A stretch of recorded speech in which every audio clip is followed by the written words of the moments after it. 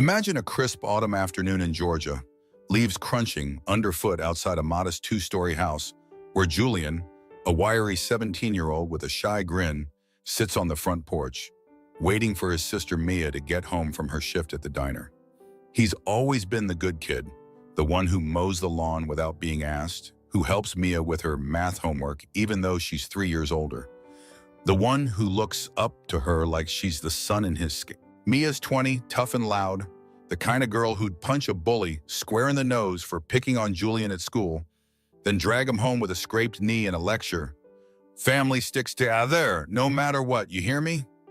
She's his hero, the one who taught him how to stand up straight when the world pushed him down, who'd sit with him on this same porch and after their parents fought, promising they'd always have each other.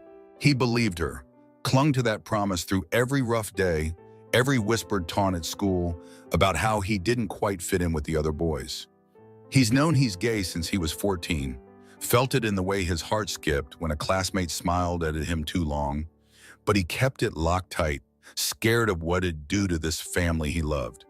Tonight, though, he's ready. He's tired of hiding, figures Mia will get it, she's always had his back. She walks up the steps, apron still tied from work, and he takes a breath, says, "Mia, I need to tell you something. I'm gay." The air shifts, her face goes blank, and he waits for the hug, the laugh, the, "I don't care, you're still my little brother," he's dreamed of. But she doesn't move, doesn't speak, just stares at him like he's a stranger wearing her brother's skin. "Say something," he pleads, voice shaking.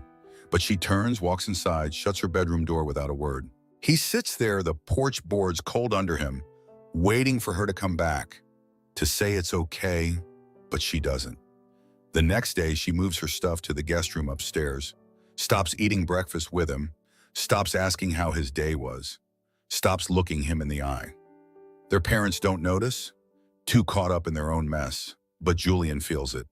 The silence slicing deeper every time she walks past him like he's invisible. A week later, she's gone, leaves a note on the kitchen table. "Got a place with friends, don't call." And that's it. She's out of his life, no goodbye, no fight, just a void where his sister used to be. He stares at that note, her handwriting jagged and familiar, and feels the sting of it. The girl who taught him family protects each other, vanishing the second he showed who he really was. He packs his own bag that night, moves out to a friend's couch in town, vowing to build something new. Something where he's not a ghost in his own home.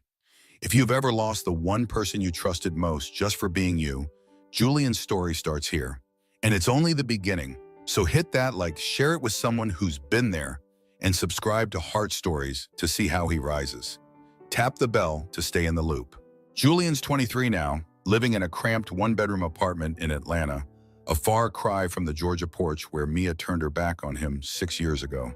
He's carved out a life here, works as a barista at a bustling coffee shop on Peachtree Street, pulling double shifts, steaming lattes until his hands ache, all to save every penny he can for a dream he's held close since he left home. He wants to adopt a kid with his boyfriend, Sam, a steady mechanic with grease-stained hands and a smile that makes Julian feel safe.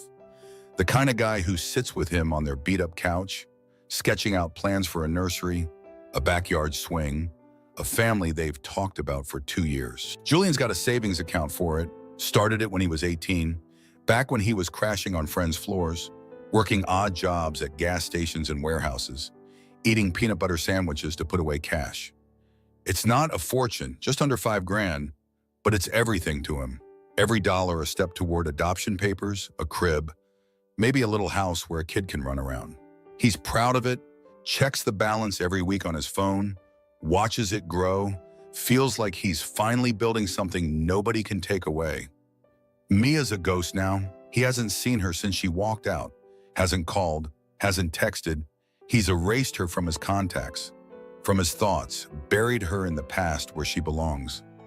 Sam's his anchor these days, the one who listens when Julian talks about the adoption process, who promises they'll figure it out together. Life's good, steady, until one Thursday morning when Julian's sipping black coffee in their kitchen, flipping through his bank app to add his latest paycheck to the fund. The screen loads, and his balance hits him like a punch, $127.43, The rest gone. $4,000 vanished overnight. He stares at it, refreshes the app, heart racing, thinking it's a mistake, a glitch, a cruel joke, anything but real. He calls the bank, paces the linoleum floor, waits an hour on hold while Sam's at work, until a tired voice picks up. "Sir, the withdrawal was made yesterday in person at an ATM with your PIN, no fraud here."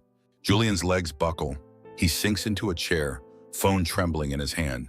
Because that PIN, 041 scene, his birthday, nobody knows it. Nobody but him and Mia, the sister who helped him set it up when he was 16. Back when she'd drag him to the bank, tease him about saving for a car. Back when she was his best friend. He grabs his keys, drives across town that afternoon to her last known address, a rundown duplex he tracked down through an old high school buddy, bangs on the door until it creaks open. Mia's there, hair tangled, a cigarette dangling from her lips, looking worn out, older than her 26 years. "Mia," he says, voice hard, "where's my money?" She doesn't blink, doesn't lie, just leans against the door frame, takes a drag. "I took it. Yeah, what about it?" He steps forward. "That was for me and Sam, for a kid, for a family. Why would you do this to me?" She exhales smoke, meets his eyes, cold and steady. "You were gonna use it to play daddy with some guy, raise a kid with him like it's normal." "I couldn't let that happen, Julian. It's not right. It's not what family's supposed to be." The words cut deeper than he expects, a knife twisting in his gut.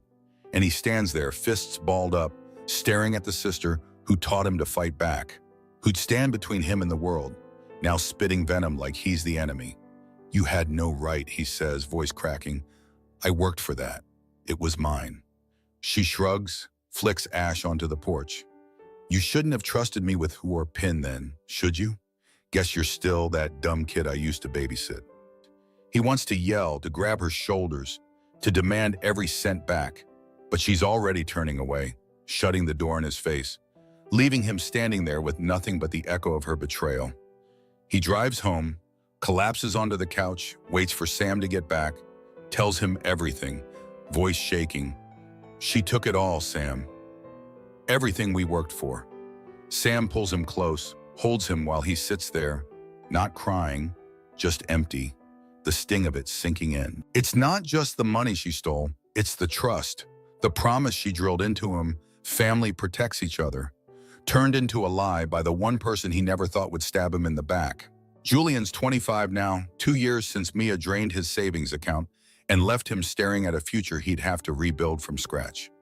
He's still in Atlanta, still pouring coffee at the shop on Peachtree, but he's tougher now, keeps his head down, saves what he can with Sam, piece by piece, not talking about adoption as much anymore, just living day to day. Mia's a name he doesn't say out loud, a wound he's let scab over, figuring she's out there somewhere, living her life with his $4,000, probably laughing about how she got away with it. He's moved on, or so he tells himself, focuses on the hum of the espresso machine, the late-night talks with Sam about fixing up their apartment, the little things that keep him steady.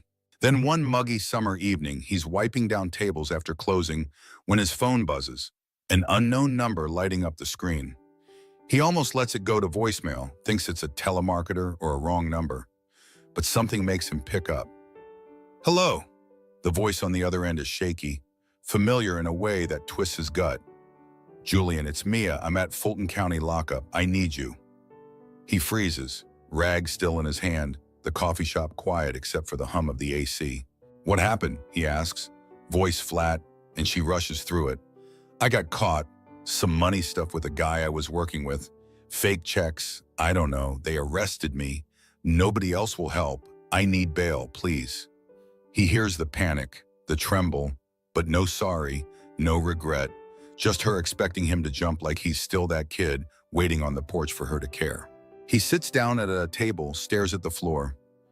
"Why me, Mia, after what you did?" She pauses, then says, "You're my brother. You won't leave me here, right? You're all I've got." The words sting, sharp and jagged, like she's digging into him all over again, banking on a bond she broke years ago. He hangs up, sits there in the dark shop, head spinning, thinking about the news he caught last week. Some local story about a woman busted for passing bad checks at a car dealership, a name he didn't connect until now. Mia Tanner, his sister, splashed across headlines for all of Atlanta to see. He pulls it up on his phone, reads the details, how she'd hooked up with a shady guy promising quick cash, how they'd scammed people out of thousands before the cops caught on, how her so-called friends ditched her the second the handcuffs clicked, leaving her alone in a cell. He thinks about that $4,000 she stole, wonders if it's tied to this, if she blew it on some scheme that landed her here. But it doesn't matter, not really. What matters is she's calling him, expecting him to fix it. He drives home, tells Sam, she's in jail, wants me to bail her out. And Sam just listens, doesn't push, says, you don't owe her anything, Julian, but I know you. He's right. Julian can't sleep that night, paces the apartment, hears her voice looping in his head. You won't leave me here, right? He thinks about the porch, her silence when he came out, the money she took, the way she justified it like he deserved it. And part of him wants to let her rot, let her feel what it's like to have nobody. But another part, the part that remembers her standing up to bullies for him, the part that still hears her laugh from when they were kids, won't let go. The next morning, he's at the jail, hands over a chunk of his savings, $2,000, signs the papers, waits in the lobby as they bring her out, hair stringy, eyes red, clothes wrinkled from a night in lockup. She doesn't say thank you, doesn't look at him, just follows him to the car, sits in the passenger seat like a stranger. He drives her to a cheap motel he's paid for, drops her off with a key and a bag of takeout, says, you're out, figure it out from here, and leaves. No hug, no words, just the sound of the engine as he pulls away. He's not sure why he did it. Maybe it's the last piece of that kid who believed in her. Maybe it's just to prove he's not her. But he knows one thing, those words she said, asking him not to abandon her, they cut deeper than she'll ever understand. Julian's 25, sitting in his Atlanta apartment a week after he bailed Mia out of jail, the hum of the city filtering through the cracked window while Sam flips through a car magazine on the couch beside him. It's been quiet since that night he dropped her off at the motel. No calls, no texts, just the $2,000 hole in his savings and the memory of her sitting in his passenger seat. Silent, not even glancing his way. He hasn't told anyone what he did, not his co-workers at the coffee shop, not the guys he plays pickup basketball with on weekends, not even his best friend from high school who still asks about Mia sometimes. In the eyes of the world, she got out on her own, maybe cut a deal, maybe had some hidden cash stashed away. Nobody knows Julian was the one who walked into that jail, handed over his hard-earned money, and pulled her out of the mess she'd made. He keeps it that way, doesn't post about it online, doesn't vent to Sam beyond that first night when he came home and said, it's done, she's out, doesn't need the applause or the pity, just lets it sit there. A choice he made in the dark. Sam knows, of course, saw the bank statement, saw the way Julian's jaw tightened when he got back. But he doesn't push, just squeezes his shoulder and says, you're a better guy than me, I'd have left her there. Julian shrugs it off, had to, but he's not sure that's true, not sure why he couldn't let her stay locked up, not sure if it's strength or weakness driving him. Mia's holed up in that motel room now, a cheap place off the highway he paid for a month in advance, $300 out of his pocket, a bed, a hot plate, a roof over her head until she figures out her next move. He doesn't visit, doesn't call, but he drives by sometimes after his shift, sees her car parked out front, a beat-up Toyota she's had since she was 19, and wonders what she's doing in there, if she's eating, if she's thinking about him at all. He starts leaving stuff for her. Here's small things he doesn't tell Sam about. A bag of groceries one day, bread, peanut butter, a couple cans of soup, a note scribbled on a napkin. Eat something, Jay. Another time, it's a pack of cigarettes, the brand she smoked when she shut him out on that duplex porch. No note, just left by the door. He doesn't know why he does it. Maybe it's habit. Maybe it's the echo of her voice from when they were kids. Family protects each other, playing in his head like a song he can't shake. She never acknowledges it, never knocks on his window when he pulls away, but he sees the bags gone the next time he passes, knows she's taking them, knows she's still there. Inside that motel room, Mia's living a different story, one she doesn't tell anyone, sitting on a lumpy mattress with the TV flickering in the corner. The news long done with her arrest. Her so-called friends vanished. Her life shrunk to these four walls. She knows Julian paid the bail, saw it in his eyes when he dropped her off. That mix of anger and something softer she can't name. And it gnaws at her, the fact that the brother she stole from, the one she cut out of her life for being gay, the one she hurt the most, was the only one who showed up when nobody else would. She doesn't say it out loud, doesn't pick up the phone to call him, doesn't write a thank you on the napkins he leaves. But every bite of that peanut butter sandwich, every drag on those cigarettes, it's there, a quiet weight she can't ignore. Julian keeps going, pours coffee, comes home to Sam, lives his life, but those drives by the motel, those small acts nobody sees, they're his way of saying something. I'm still me, Mia, still the brother you taught to stand up. Only this time I'm standing up for you, like you did for me back then. He doesn't need her to say sorry, doesn't expect her to change, just keeps doing it. A silent promise he's not sure he even believes in anymore, but one he can't let go of, not yet. Julian's 25, standing in his Atlanta apartment 3 weeks after he bailed Mia out, the coffee pot gurgling on the counter while Sam hums a tune in the shower.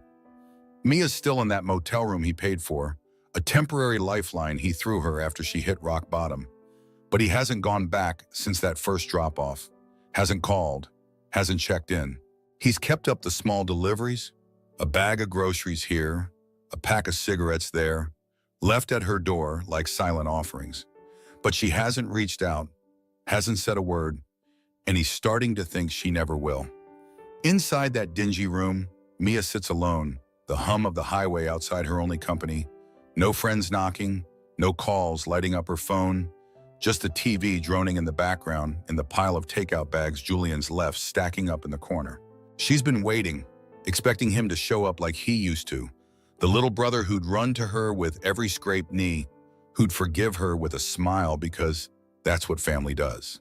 She figures he'll crack, walk through that door, sit down and talk it out, tell her it's okay, that he still loves her despite everything, the stolen money, the years of silence, the way she turned her back when he needed her most. But this time, he doesn't come. One gray morning, she opens her door to grab the latest drop-off, expecting another bag of bread or soup, and finds a plain white envelope instead. No return address, just her name scrawled across it in Julian's neat handwriting. She takes it inside, sits on the edge of the bed, tears it open with shaky fingers. Inside, there's an old photo, her and Julian, maybe 10 and 7, soaked from a summer rain, laughing under an umbrella she'd held over them both, their faces bright with trust. Tucked next to it is a folded piece of paper, 4 sharp creases, and she unfolds it, reads the words he's written, firm and clear. Mia, you told me once, nobody should expect help if they live wrong. I believed you, lived by it, didn't ask for a damn thing from anyone after you left me out there. Now you know what it feels like, don't you? Don't wait for me to come back. Not because I hate you, because I've forgotten you. She stares at the note, hands trembling. The photo slipping to the floor and feels it sink in. He's not coming. Not this time, not ever. She remembers saying those words to him. Years ago on that porch, when he'd begged her to stand up for him against some jerk at school, and she'd told him to toughen up, that help isn't owed to anyone who doesn't earn it. Now it's her sitting here, unearned, unworthy, and he's turned her own lesson back on her, a mirror she can't look away from. She crumples the paper, drops it on the bed, knows she's lost him, not just a brother, but the one person who loved her without rules, without limits, until she broke him too many times. Julian's done with it. That morning, he'd slipped the envelope under her door, walked away from the motel for the last time, drove back to his life with Sam, to the coffee shop, to the plans they're rebuilding together. He doesn't look back, doesn't wonder if she read it, doesn't care if she cries. He's not the kid she left anymore, not the one who'd wait for her to turn around. He's bigger now, stronger, shaped by the years she wasn't there, by the lessons she taught him, that you don't owe anyone your heart if they don't deserve it. The screen fades on him walking into the shop, apron tied, a small smile as he pours a customer's coffee, free of her shadow at last. So who've you had to let go to find yourself? Tell us in the comments. Your story matters.